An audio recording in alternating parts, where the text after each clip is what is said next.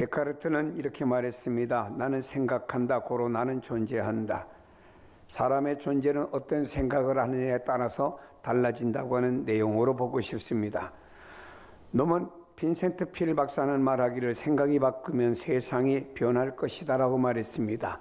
어떤 생각을 하느냐에 따라서 주변과 환경의 모든 변화가 있다라고 하는 것입니다. 랄프 waldo 에머슨은 말하기를 당신의 일생은 당신이 하루 종일 무슨 생각을 하고 있는지에 달려 있다라고 말했습니다. 파스칼은 인생은 생각하는 갈대라고 말했습니다. 갈대는 바람에 따라서 움직여집니다. 내가 어떤 생각을 하느냐에 따라서 내가 달라진다고 하는 것입니다. 내가 긍정적인 생각을 하느냐, 부정적인 생각을 하느냐, 내가 원망과 불평을 하느냐, 아니면 감사를 하느냐, 내가 불신앙을 갖고 있느냐, 믿음의 사람이 있느냐에 따라서 달라진다라고 하는 것입니다. 오늘 본문 성경은 예수님께서 갈릴리에서 예루살렘으로 가시는 과정에서 사마리아 접경의 한 지역 마을을 지나가실 때 10명의 한센병 환자, 나병 환자를 고쳐주셨습니다. 그러나 9명은 어디론가 가버렸고 1명은 주님 앞에 나와 감사한 내용을 본문에서 우리에게 소개하고 있습니다. 1명은 사마리아 사람, 자신이 누구로 인해서 병고침을 받은 것을 생각하게 되었습니다. 그는 병고침 받았다고 9사람과 함께 그냥 어디론가 가버리지 않았습니다. 그는 병고침을 받자 자신의 발걸음을 돌이켜서 누구로 인하여 병고침을 받게 되었다고 하는 것을 생각하게 되었습니다. 그리고 예수님께 나와 엎드려 감사한 내용을 소개하고 있습니다. 9명은 감사하지 않는 인생의 대표성을 말하는 것이고 1명은 감사하는 인생의 모습을 우리에게 소개해 주고 있습니다. 시편 118편 1절에 여호와께 감사하라고는 선하시며 그 인자하심이 영원하미로다. 시편에 보면 100여 번의 감사에 대한 내용을 소개하는 것을 볼 수가 있습니다. 시편 118편 21절에 주께서 내게 응답하시고 나의 구원이 되셨으니 내가 주께 감사하리이다. 여기 말씀해 보니 주님은 나의 기도에 응답을 주시고 나에게 구원이 되시오니 내가 주께 감사할 것밖에 없다고 하는 고백이 되는 것입니다. 데살로니가전서 5장 18절에 말합니다. 범사에 감사하라. 이는 그리스도 예수 안에서 너희를 향하신 하나님의 뜻이니라고 그랬습니다. 하나님의 뜻 무엇인가요? 감사하는 것이 하나님의 뜻이라고 말하고 있습니다. 감사하지 않을 때 우리는 하나님의 뜻을 어기는 사람이 아닌가 돌아봐야 됩니다.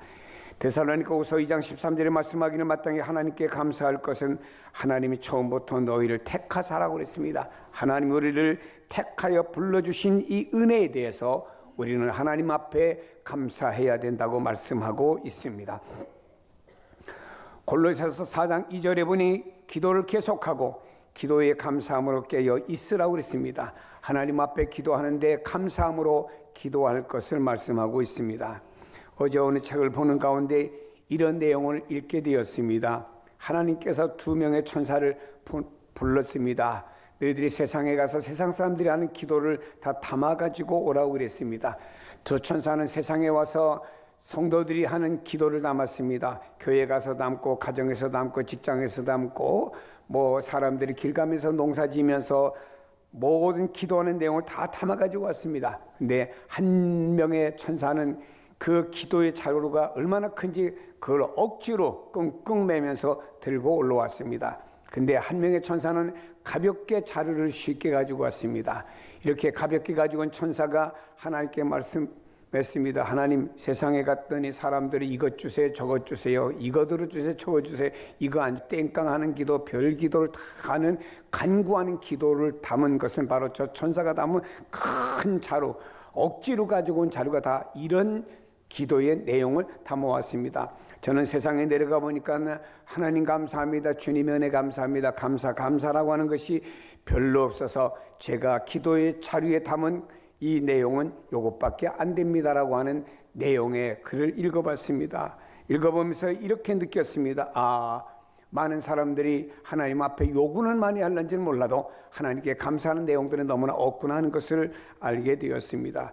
에베소 5장 4절에 말씀합니다. 누추함과 어리석은 말이나 희롱의 말이나 마땅치 아니하니 오히려 감사하는 말을 하라고 그랬습니다. 누추한 말, 어리석은 말, 생산성 없는 말, 누굴 희롱하는 말, 누굴 비판하는 말 다 하나님 앞에 마땅치 아니하니 오히려 감사하는 말을 하라. 성경의 말씀인 줄로 믿습니다. 로마서 1장 21절에 말씀합니다. 하나님을 알되 하나님을 영화롭게도 아니하며 감상하지도 아니하고 오히려 그 생각이 허망하여지며 미련한 마음이 어두워졌나니 말씀하고 있습니다. 창조주 하나님은 모든 피조물로부터 당연히 감사와 합당한 영광을 받으셔야 한다는 사실을 깨닫지 못함으로 말미암아 사람의 생각과 마음이 바르지 못하여 헛된 것을 추구하게 되고 그 마음이 더욱 악한 것에 집착하게 된다라고 경고의 말씀을 로마서를 통해서 우리에게 주시는 말씀인 것입니다.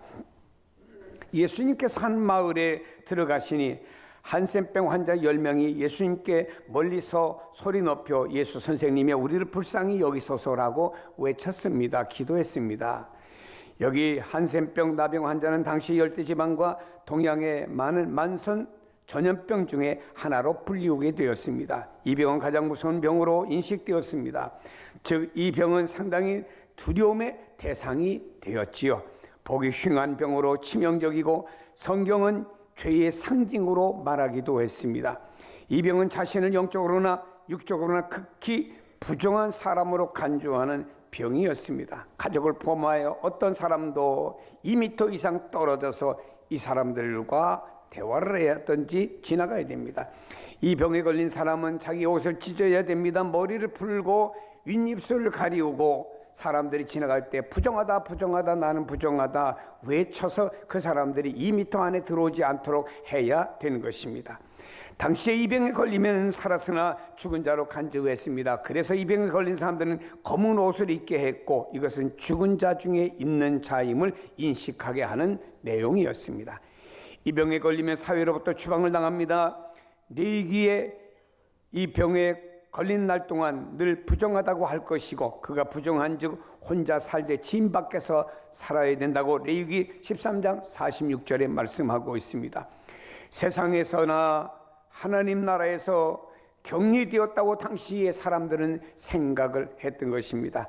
당시 어떤 의술로도 고칠 수 없는 자로 생각되었습니다. 이 병은 하나님과 예수님의 능력에 의해서만 치유될 수가 있었습니다. 한센병에 걸린 사람들은 고통과 마음의 상처가 얼마나 큰지 한번 상상을 해보세요. 그들은 가족들로부터 외면당하고 떠날 수밖에 없습니다. 친구들로부터도 격리가 되어져야 됩니다. 사회로부터도 격리되며 혼자 하루하루 혹은 자기와 같은 병 걸린 사람들끼리 하루하루 살아가야 되는 이런 어려움 처지에 있는 사람들입니다. 그들은 감정적인 고통이 큽니다. 육체적으로는 질병의 고통이 있습니다. 정신적인 고통 커요. 한번 상상을 해보세요. 얼마나 이들의 고통이 클까. 이들은 예수님께 가까이도 못 오고 멀리 서서 마지막에 희망인 예수님께 절규에 담은 믿음의 호소 부르짖고 있는 기도입니다. 주님께서 이들의 이런 호소와 기도를 들으시고 가시던 발걸음을 멈추시고 말씀합니다. 보시고 이르시되 가서 제사장들에게 너희 몸을 보이라 하셨더니 그들이 가다가 깨끗함을 받은지라. 예수님이 말씀하셨을 때 그들은 병이 낫지 않았습니다. 제사장이 너희 몸을 보이라고 말씀하셨지만 그들의 병은 낫지를 않았습니다. 성경은 뭐라고 말씀하죠? 그 말씀을 듣고 가다가 깨끗함을 받았다라고 말씀했습니다. 말씀을 들었으나 저들은 바로 난 것은 아니었죠. 마치 구약 성경에 보면 나만 장군이 이 한센병에 들렸지요. 그래서 엘리사를 찾게 되었습니다. 엘리사는 요단강에 가서 7번 목욕하라고 그랬습니다. 우리가 상상해 본다고 하면은 나만 장군이 1번, 2번, 6번 물속에 들어갔다 나왔으나 그의 병은 낫지를 않았습니다. 그러나 여러분이요 7번째 들어갔다 나올 때 그의 살이 어린아이 살과 같이 깨끗해졌다라고 말씀하고 있습니다. 예수님이 말씀하셨습니다. 그러나 이들의 병은 낫거나 변화되지는 않았지요. 그러나 이 10명은 예수님의 말씀에 순종하여 갔습니다. 가는 도중에 말씀에 순종하여 가는 도중에 한센병이 나왔습니다. 다시 말해 예수님은 아무런 증거도 없는 상태에서 믿음으로 가는 그들로 하여금 엄청난 믿음의 결과를 체험하도록 만들어주신 줄로 믿습니다.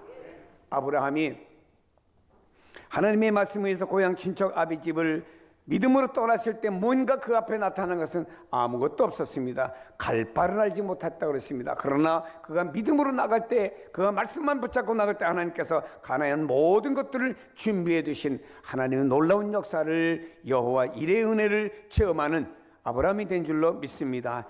이와 같이 하나님의 말씀에 철저한 순종과 믿음은 불가능을 가능케 하고 사람을 내적으로 외적으로 변화시키는 놀라운 역사가 일어나는 줄로 믿습니다.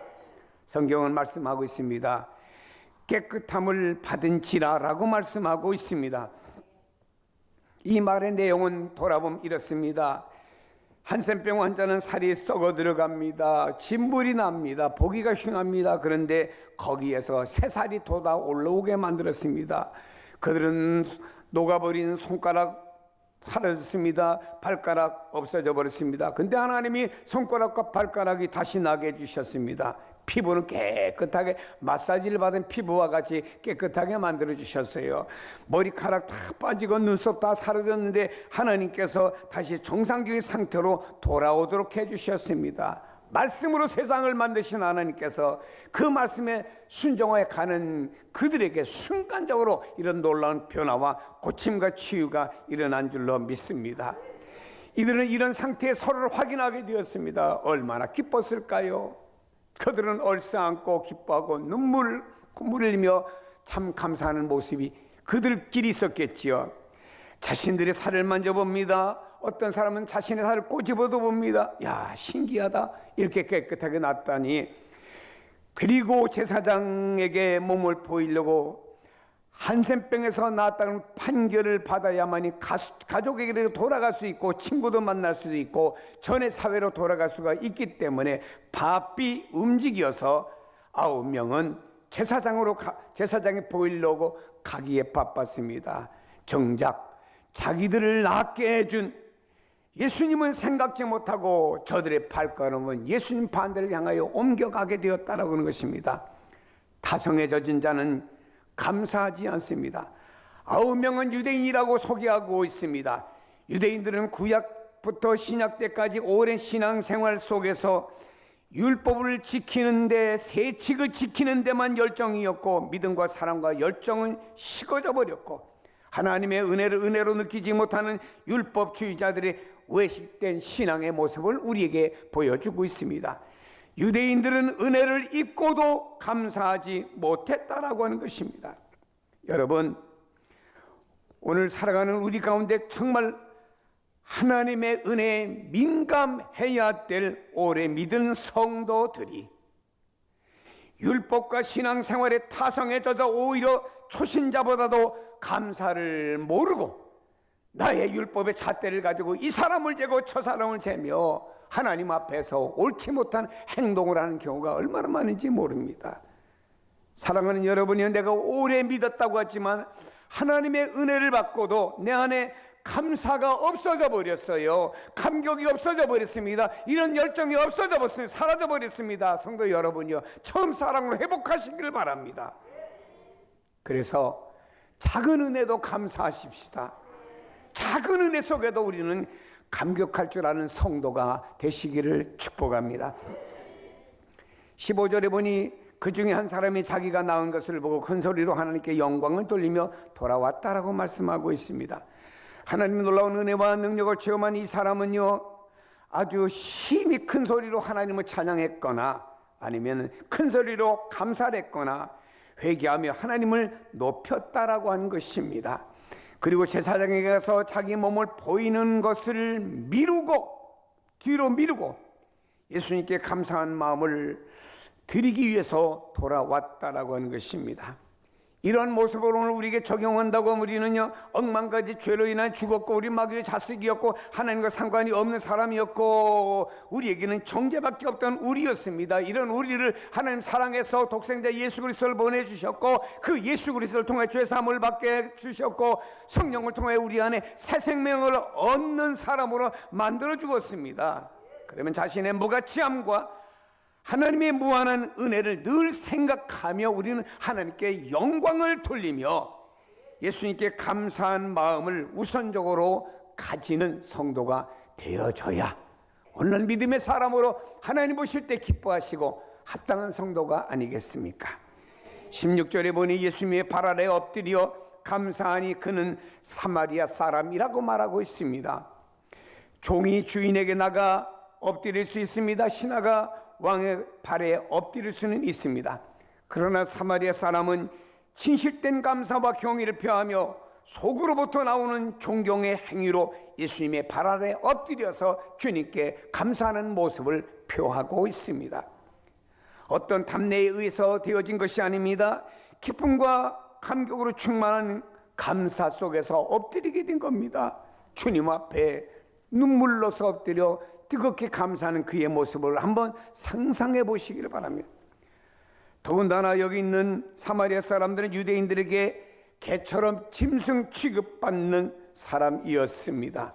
여러분, 주전 720년 아수르에 의해서 사마리아 지역에 침략을 한 다음에 아수르 사람을 이곳 사마리아 지역으로 이주시켜서 사마리아에 사는 유대인들과 결혼시켜서 혼혈아를 낳게 했습니다. 그래서 갈릴리도에 사는 사람과 유다도에 사는 사람들은, 저 사마리아 사람들은 이방인, 짐승같이 여기는 이방인과 결혼했다고 해서 그들을 이렇게 짐승, 개 취급했습니다. 그래서 그 땅도 밟지 않겠다라고 해서 이들은 바로 갈릴리도에서 여기 유다도로 올 때는 말입니다, 다시 요단강으로 베레아로 돌아가지고 밑에 유다도로 오고는 했습니다. 아마 본문도 예수님께서 사마리아 접경 지역에서 다시 베레아로 가서 유다도로 돌아가시려고 하는 그 지역 어디에서 이 사람들을 만나지 않았는가, 학자들이 이렇게 말하고 있습니다. 17절에 보니 예수님께서 대답하여 이르시되 10사람이 다 깨끗함을 받지 아니하였느냐? 그 9은 어디 있느냐? 이 말씀을 볼 때 저는 제 감정적으로 참 10사람이 깨끗함을 받았는데 9은 어디 갔느냐? 참 예수님 이때 심정이 좀 답답하고 서글프지 않았을까 하는 제 나름대로 상상을 해보았습니다. 10명 중에서 겨우 한 사람만이, 그것도 하나님의 백성으로서 다른 민족보다 훨씬 하나님의 사랑과 축복을 받았던 유대인이 아니라 반대 처지에서 멸시와 천대를 받고 있던 사마리아 사람 한 사람만이, 짐승 취급받는 한 사람만이 주님 앞에 나와서 감사를 드렸다라고 하는 것입니다. 우리는 기억해야 됩니다. 은혜를 받은 사람은 많습니다. 그러나 감사하는 사람은 적습니다. 이것을 우리가 알고 우리는 이들에 의해서 잘못된 것을 보면은 이렇게 나는 낙오자가 되지 말고 오히려 사마리아 사람처럼 나는 영혼도 육체도 구원받고 축복받고 오히려 주님께 감사함으로 말미암아 이것이 축복의 통로가 되어서 더 많이 영적으로 더 많이 육적으로 하나님의 많은 축복을 받을 수 있는 사람으로 나가야 되겠다. 이 통로가 무엇이냐? 그건 바로 감사다라는 사실을 깨닫고 감사가 여러분 삶 속에 충만하기를 축복합니다. 한 청년이 부흥에 참석했습니다. 은혜를 많이 받았습니다. 근데 이 청년이 무릎이 청년인데 관절염 때문에 항상 이 청년은 걸을 때 이렇게 띠뚱띠뚱 걸어갈 수밖에 없습니다. 다리가 아프니까. 근데 부흥에 참석하여 하나님 앞에 기도하는 가운데 갑자기 다리가 뜨끈하더랍니다. 그리고 나보니까 다리가 가벼움을 느끼더래요. 일어났습니다. 걸어봤습니다. 뛰어봤습니다. 아프지가 않더랍니다. 예배를 마치자마자 목사님께 가서 목사님 나 이번에 집회 참여하고 내가 병고침 받아서 관절염에서 내가 나았습니다. 그 목사님이 하나님께 영광을 돌리자고 다음 주일날 교회 나와서 청년 앞에 좀 시간 줄 테니까 간증 좀 하라고. 예 알겠습니다. 다음 주일날 그 청년이 교회를 안 나왔어요. 그 목사님이 이상하다 왜 안 나왔을까 나랑 약속까지 했는데고 그리고 그 다음 주일날 이 청년이 교회를 나왔습니다. 그 목사님이 물었어요. 왜 지난 주일날 간증까지 하기로 하고 교회 안 나왔느냐? 그랬더니 청년이 하는 말이 목사님 내가 진짜 관절염에서 나았나 실험해 보려고 주일날 도봉산 등산 갔었습니다. 사랑하는 여러분, 1차적인 축복은 여기 있는 10명이 다 받았습니다. 그러나 2차적으로 주님으로부터 주시는 귀한 말씀, 일어나라 네 믿음이 너를 구원하였다고 하는 말씀은요, 한 사람, 사마리아 사람만 받았습니다. 사랑하는 여러분이요, 사람은 생각하는 동물입니다. 무엇을 생각하느냐에 따라서 방향성들이 달라집니다. 무엇을 생각하느냐, 감사할 수도 있고, 무엇을 생각하느냐, 부족한 것 같고 원망할 수도 있습니다. 사랑하는 여러분, 강물이 흘러서 바다로 들어감과 같이, 씨앗이 마치 햇빛과 비를 받아서 자람과 같이 우리는 감사의 경험 속에서 영혼도 육체도 축복도 자라나가는 줄로 믿습니다. 사도들은요, 고린도전서 15장에 보니까 고난 중에도 감사를 했습니다. 감옥에 갇혀서도 감사를 했습니다. 매를 맞고도 감사했습니다. 감사할 줄 모르는 사람은 마음에는 불만이 가득하고 우수가 서리고 남에게 마음이 닫혀져 있고 그 생각의 방향이 고립적인 거로 파괴적이기가 쉽습니다. 그러나 감사할 줄 아는 사람은 행복을 느끼는 사람이고 언제나 기쁨이 넘치는 사람이 되고 그 생각과 행동은 협동적이고 건설적이고 긍정적이고 믿음의 사람이 감사하는 줄로 믿습니다. 존 웨슬레가 말했죠. 감사는 성숙한 그리스도인의 표적이라. 누가 얼마큼 믿음이 좋으냐, 쟤는 잣대는 감사라고 말했어요. 딜 리케는 말하기를 감사하는 생활은 그 자체가 벌써 축복이라고 그랬습니다. 우리가 감사하면 그 자체가 벌써 축복이 된다고 그랬습니다. 사마리아인의 감사는 영육의 축복을 받게 되었습니다. 사랑하는 성도 여러분요, 우리 인생 살며 수많은 생각합니다. 감사하며 삽시다. 이 한 사람과 같이 내 병이 났어, 제사장의 보위로 가야지. 9사람 빨리 갔습니다. 그러나 이 사람은 가려고 발을 옮기다 보니까는 내가 누구 때문에 이렇게 병이 낫게 되었지. 발걸음 옮겨 돌려서 제사장에게 가는 급한 것이 아니고 주님 앞에 나와 머리 조아리며 감사합니다, 감사합니다, 감사하는 역사를 가진 이 사람은 오히려 그 감사가 더 큰 축복을 향해 나가는 통로가 된 줄로 믿으시기를 바랍니다.